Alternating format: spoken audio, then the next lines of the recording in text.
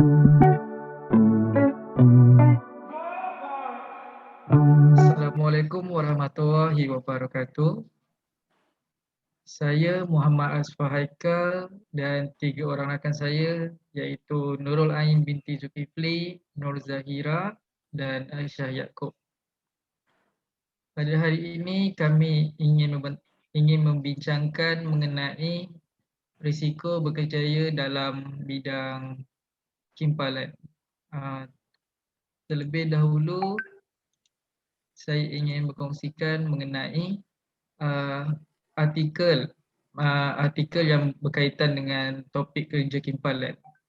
Terlebih dahulu, artikel yang pertama adalah seorang maut manakala 3 cedera tangki minyak terbakar di Teluk Panglima Garang. Yang kedua adalah tabung gas simpanan meletup yang mengakibatkan seorang cedera.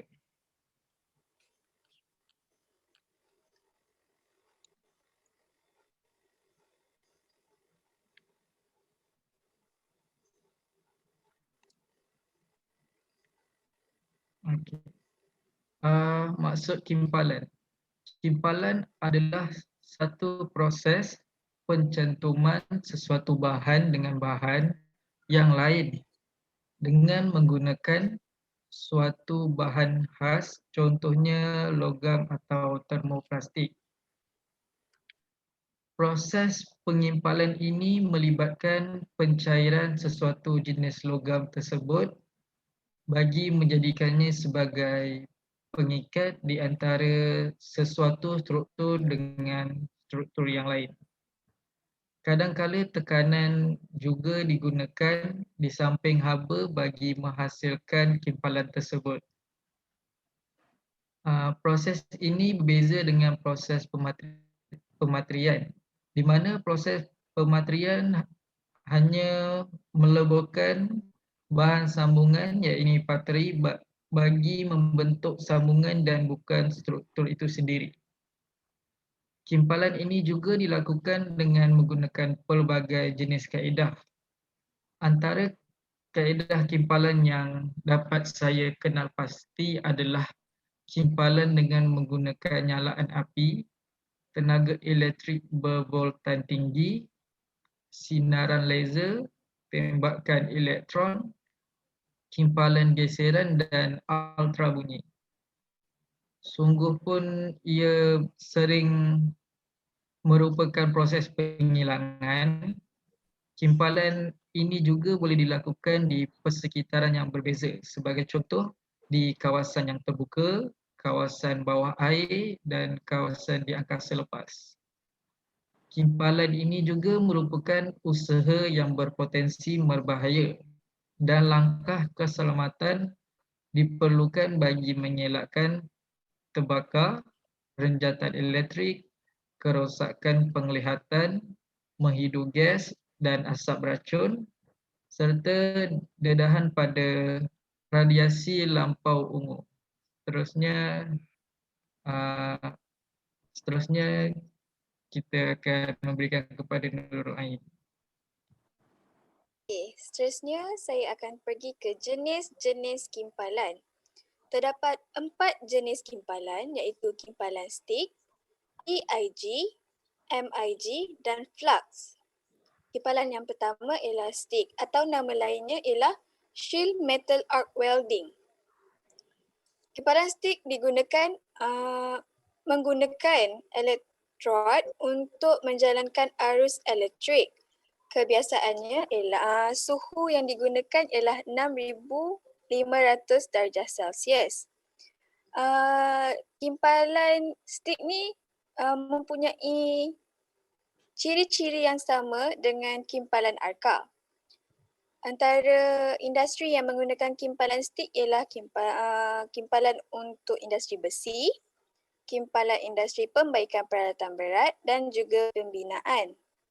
Seterusnya ialah kimpalan TIG ataupun nama lainnya gas to Goten arc welding. Kimpalan ini juga menggunakan elektrod tetapi dileburkan oleh gas iaitu gas oksigen dan juga asetelik dan menyerupai kimpalan gas seperti di bengkel. TIG ni juga boleh mengimpal alloy. Industri yang menggunakan kimpalan TIG ialah aerospace, sistem pipe, motosikal dan juga basikal. Seterusnya ialah MIG ataupun nama lainnya metal arc welding. Gas metal arc welding. Kimpalan ini serupa dengan kimpalan arka menggunakan elektrod dan juga menggunakan gas karbon dioksida dan juga argon. Industri yang menggunakan kimpalan ini ialah pembuatan kerja berat dan juga fabrikasi. Yang terakhir ialah kimpalan flux ataupun arc welding. Ia mempunyai ciri-ciri yang sama dengan kimpalan arka, tetapi ia dipenuhi dengan flux. Flux ni ialah wayar yang tidak kukuh. Industri yang menggunakan kimpalan ini ialah industri bahan-bahan tebal, pembinaan dan juga pembaikan. Seterusnya ialah bidang kimpalan dan juga peluang pekerjaan. Baiklah, so seterusnya saya Nur Zahira ingin berkongsi tentang sedikit maklumat mengenai bidang yang boleh diceburi oleh seseorang individu itu apabila mereka memilih untuk memasuki kerjaya sebagai seorang ahli kimpal ataupun apa-apa jenis pekerjaan yang berkaitan dengan kimpalan ini. So bidang pengajar termasuk yang ada adalah kimpalan paip, kimpalan arka, kimpalan gas, bacaan cetak biru, fizik, matematik dan juga lukisan mekanikal. Terdapat beberapa contoh kerjaya juga dalam kimpalan ini, iaitu yang pertama adalah dari segi pemeriksaan di mana itu dilaksanakan oleh seorang welding inspector. Kedua adalah dari segi kejuruteraan dan juga robotik yang dilaksanakan sebagai seorang jurutera kimpalan. Keempat adalah pendidikan di mana mereka akan menjadi seorang pensyarah dan mendidik ataupun melatih individu-individu yang baru ingin menceburi ataupun ingin belajar dalam bidang kimpalan. Di mana institusi pengajian tinggi yang ada menawarkan kursus kimpalan ni lah. So mereka akan bekerja sebagai seorang warga ataupun tenaga pengajar yang mengajar dalam ilmu-ilmu kimpalan ini. Kelima adalah pengurusan projek yang dilaksanakan oleh seorang pemeriksa kimpalan kanan. Oil and gas juga salah satu daripada contoh kerjaya yang boleh dilaksanakan, iaitu sebagai seorang pengimpal bawah laut. Dan yang terakhir ialah pembuatan kapal, iaitu sebagai seorang juru kimpal gas. So saya pun ingin kongsikan satu artikel yang bagi saya agak menarik. Okay.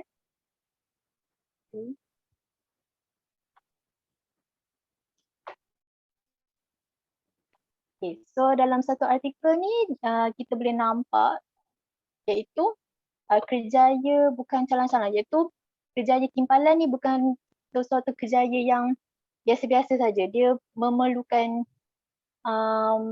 dalam artikel ni mengatakan seseorang ahli yang ataupun seorang individu yang ingin menceburi dalam bidang kimpalan ni, mereka memerlukan latihan dan juga beberapa mendapatkan latihan lah daripada institusi yang tertentu untuk menjadi seorang ahli kimpal. Di mana contohnya institusi pengajian tinggi belia IKBM Pagoh, ada juga di MUA, Johor dan sebagainya. Di sini juga dinyatakan bahawa terdapat beberapa pusat latihan di Malaysia yang menjalankan kursus ini dan mengeluarkan sijil yang diiktiraf oleh Badan Antarabangsa. Contohnya kursus untuk underwater inspection ini dah ada dijalankan di Malaysia ketika ini, berbanding sebelum ni yang kita tahu hanya diikuti oleh orang di luar negara saja. So dalam ini juga dinyatakan kos untuk belajar ataupun mengikuti kursus ini memang tidak dinafikan agak tinggi lah. Di mana boleh mencecah puluhan ribu ringgit bergantung pada pusat latihan berkenaan jugalah. So dalam ni kita boleh katakan dalam bidang timpalan ni bukan satu bidang yang hanya semua orang boleh menceburi ataupun agak mudah untuk diceburi. Ianya juga kita perlu lihat kepada kemampuan seseorang individu tu agak mampu untuk dari segi mentalitinya, dari segi kewangannya untuk menceburi bidang-bidang yang berkaitan dengan timpalan ini. So sampai di situ saja pada pendapat saya setakat ni mengenai bidang-bidang atau pekerjaan dalam timpalan.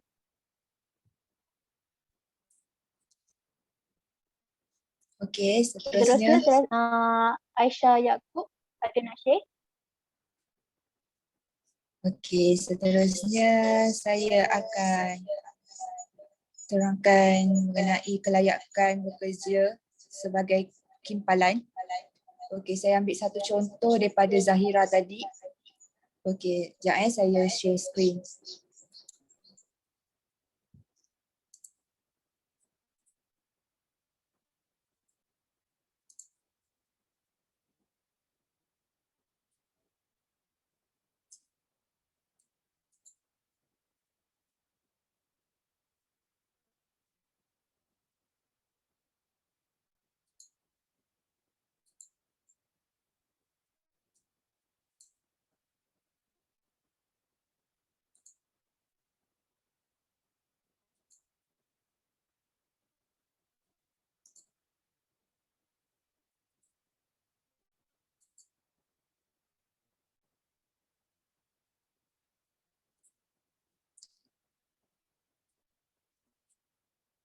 Okey, yang saya ambil adalah kelayakan orang bekerja di offshore.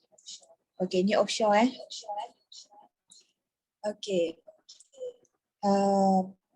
Sesiapa yang ingin bekerja di offshore perlulah berusia 18 tahun ke atas, iaitu dia merupakan lepasan SPM.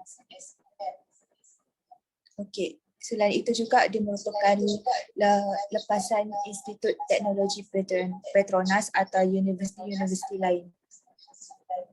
Yang kedua, mestilah mempunyai ada safety passport. Ini sangat penting dan wajib bagi sesiapa yang ingin bekerja di offshore kerana banyak resiko kerana dia bekerja di bahagian lautan. Okey, yang ketiga merupakan pekerja offshore ni perlu mempunyai physical fit, iaitu mempunyai boleh bekerja di tempat kotor, berbahaya, tahan pada cuaca haba dan dia mempunyai kekuatan fizikal dan mental. Okey, yang keempat mestilah kuat mentality fit mereka, iaitu hati kena kental, tidak suka menangis dan tak mudah tersentuh. Okey, dan yang terakhir perlu pergi medical check up sebelum untuk bekerja di offshore ni untuk mengelakkan apa-apa kecederaan pada diri.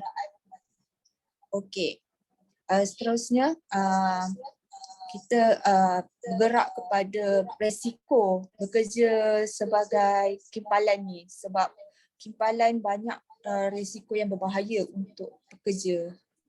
Okey, saya serahkan kepada Zahira untuk memulakan kepada resiko.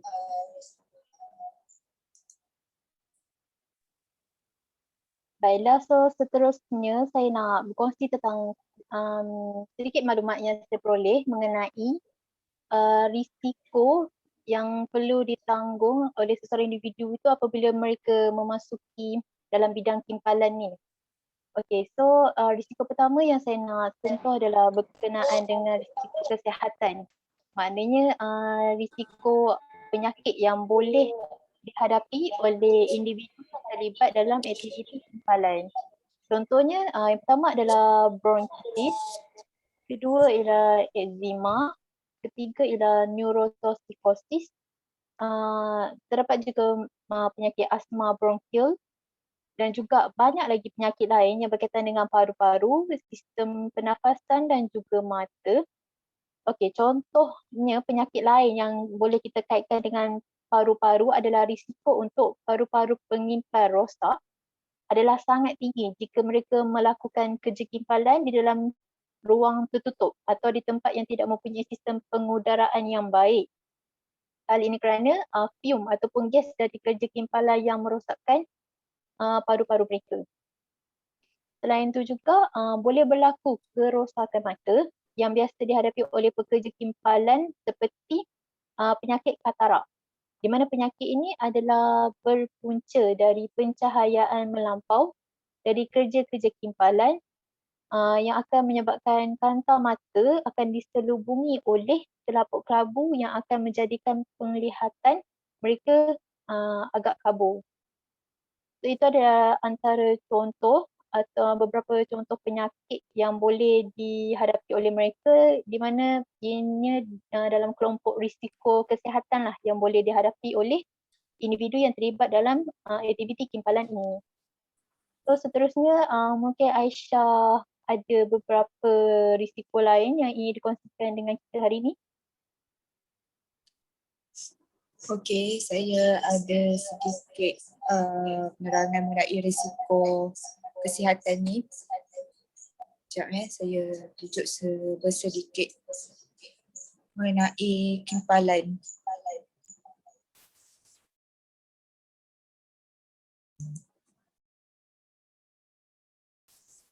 Okey.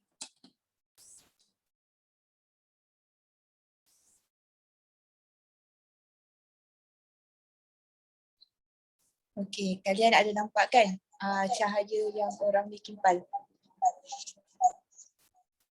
Ya, Okey, ada nampak. saya akan terangkan sedikitlah kesan cahaya ni kepada kesihatan manusia. Okey, yang pertama iaitu mengenai ultraviolet radiation, iaitu yang dihasilkan oleh elektrik yang yang dihasilkan elektrik dari proses kimpalan tersebut. Jika kulit kita terdedah kepada cahaya atau sinar UV yang keluar ni akan menyebabkan kulit kita terbakar ataupun cedera. Sinar UV ini juga dia merosakkan lensa mata walaupun dengan memakai Google. Kebanyakannya mata yang siapa pekerja kimpalan arka ni, mata diorang akan merah-merah, pedih. Okey, yang kedua pula iaitu infrared radiation, iaitu dihasilkan daripada elektrik daripada proses kimpalan dan penyalaan api seperti dalam gambar rajah ni yang panas bagi memotong besi. Semua welder perlu memakai pakaian yang lengkap dengan keselamatan supaya mengelakkan daripada berlaku kecederaan lah.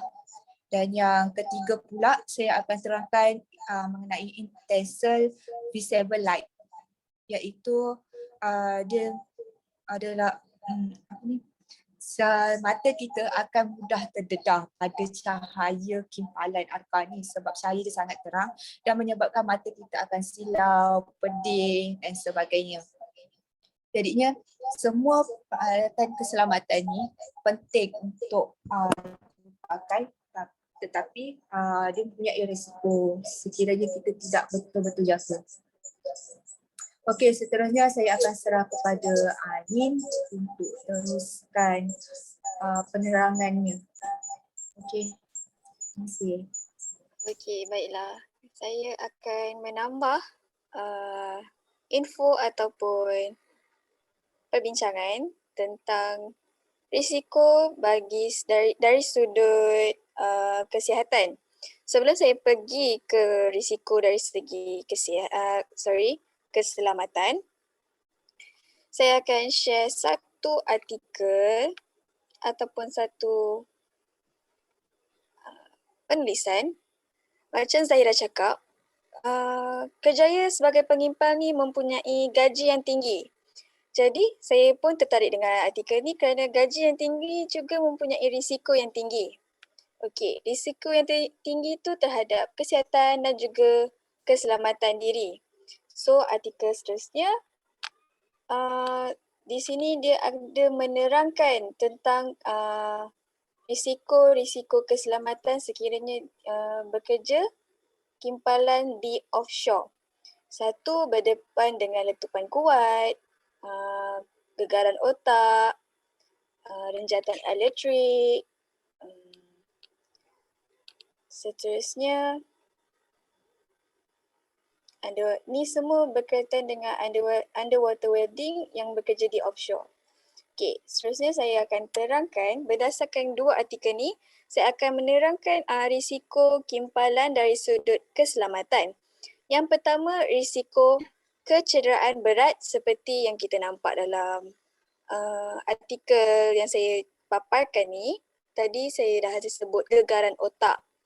Dan gegaran otak ni mempunyai impak yang besar terhadap tubuh badan manusia. Seterusnya adalah risiko maut. Sebagai contoh pengimpal dalam industri pembinaan, sekiranya pengimpal tu sedang kimpal satu binaan dan dia terjatuh dari tempat yang tinggi, itu membawa maut. Dan sekiranya pengimpal di bawah laut tersalah kimpal, dia akan berlaku letupan dan juga berlaku kemalangan seperti mengakibatkan maut kepada orang-orang di sekelilingnya. Okey, itu sahaja daripada saya. Asfar ada nak tambah? Saya ada nak tambah sedikit, tapi saya nak kongsi apa maklumat yang telah saya dapat. Sekejap ya.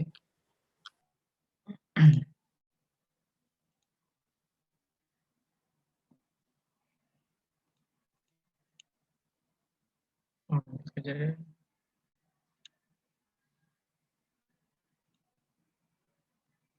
Okey. Risiko lain yang saya dapat daripada segi keselamatan adalah yang pertama, ia boleh menyebabkan kejutan elektrik di mana pada yang sama adalah penting bahawa bagi rakan sekerja atau penyelamat yang sudah dekat, ini akan meningkatkan peluang untuk keselamatan itu berjaya untuk dilakukan. Selain itu, ia perlu membiarkan orang yang memakai sarung tangan getah bagi melakukan pertolongan cemas tersebut. Risiko yang kedua adalah daripada bola mata. Hal ini kesan daripada elektrik. Hal ini kerana kesan elektrik daripada kimpalan akan mengakibatkan penglihatan seseorang itu menjadi sangat buruk. Kesan yang ketiga adalah bahan-bahan yang digunakan adalah berbahaya dan beracun kepada badan pengimpal tersebut. Di mana bahan-bahan yang beracun tersebut akan masuk ke dalam rongga badan pengimpal melalui pernafasan, dan hal ini akan menyebabkan paru-paru dan organ-organ lain menjadi rosak. Oleh hal yang demikian, beberapa persediaan bagi mengatasi risiko tersebut telah dijalankan. Seperti yang kita lihat, yang pertama adalah seorang pengimpal harus menilai kesihatan peralatan yang digunakan itu dari segi berfungsi ataupun tidak. Hal ini kerana apabila berfungsi, ia akan menambah ciri-ciri keselamatan untuk pengimpal tersebut. Yang kedua adalah semak penebat wayar di dalam bilik. Jika ia tidak berfungsi dengan baik, pastikan untuk menyelesaikan masalah ini bagi mengelakkan kejutan elektrik. Hal ini sangat penting dan jangan biarkan masalah ini kelihatan kecil lagi. Yang ketiga adalah semak beban elektrik tersebut. Dan yang terakhir adalah pakai pakaian dan peralatan perlindungan untuk membantu anda melakukan kerja anda dengan lebih cepat dan lebih cekap. Jadi pengimpal haruslah mengikuti prosedur keselamatan tersebut. Itu sahaja. daripada saya. Maaf mencela, saya nak tambah sedikit info tentang gas bertoksik yang saya baca daripada sebuah artikel ni. So, sekejap ya, saya nak share sikit.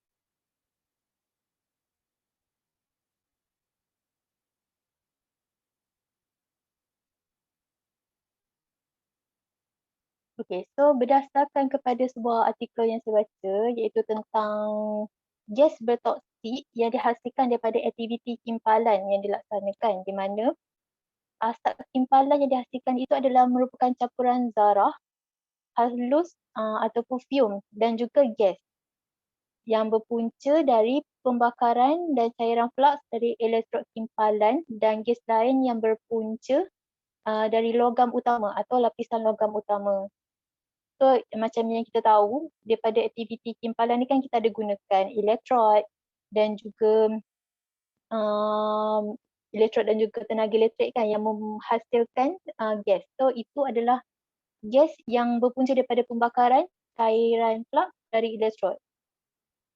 So dekat sini pun kita boleh nampak di mana dinyatakan dalam artikel ini pengimpal yang merokok mempunyai risiko lebih tinggi berbanding pengimpal yang tidak merokok. Namun walau bagaimanapun semua pengimpal dan orang berdekatan tidak dinafikanlah memang akan terdedah juga kepada risiko ini. Dalam artikel ni juga dinyatakan tentang kesan jangka pendek yang boleh dihadapi oleh mereka iaitu contohnya boleh menyebabkan batuk, nafas berbunyi, sesak nafas, bronkitis yang seperti saya nyatakan sebentar tadi, pulmonary edema ataupun paru-paru berair dan juga pneumonitis iaitu bengkak dalam paru-paru. So ada juga dinyatakan dalam ni kesan seperti gastrointestinal, contohnya macam mual, hilang selera makan, muntah, kekejangan otot perut dan juga perhadaman yang lembab. Dan semua ini adalah bersangkutan dengan aktiviti kimpalan dilaksanakan oleh mereka. Dalam artikel juga ada nyatakan bahawa setengah wasap welding contohnya cadmium yang dihasilkan boleh membunuh dalam masa yang singkat. Di mana gas yang dibebaskan dari proses kimpalan adalah sangat berbahaya. Contohnya sinaran ultra ungu yang dibebaskan bertindak balas dengan oksigen dan nitrogen oksida. Dan gas-gas ini membunuh dengan kadar dos yang tinggi ketika pendedahan dan juga menyebabkan radang pada hidung, tekak dan penyakit paru-paru yang serius. So ini adalah sedikit tambahan info lah yang saya perolehi mengenai risiko terhadap kesihatan. So sampai situ saja perkongsian dari saya.